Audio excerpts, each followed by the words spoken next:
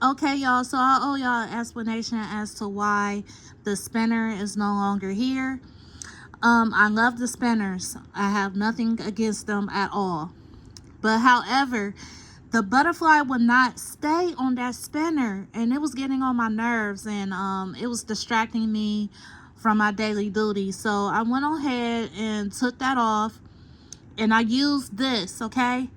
I even went as far as using this to make sure I wasn't tripping. Yeah, no type of glue will work, but Pressed by Deja, she told me about Gorilla Glue. I guess Gorilla Glue have glue that is like this. So I'm going to be buying some of that.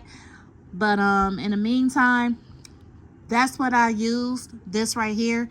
That's what I used to put this on, and I haven't had a problem ever since. But unfortunately, it wouldn't work with my spinners, so I went ahead and took the spinners off. And on this hand, I was having problems with the blue crystal staying for some reason. It would not stay.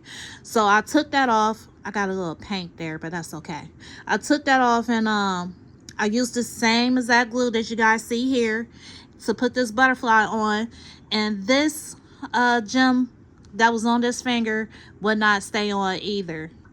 I was just having the hardest time keeping that stuff on.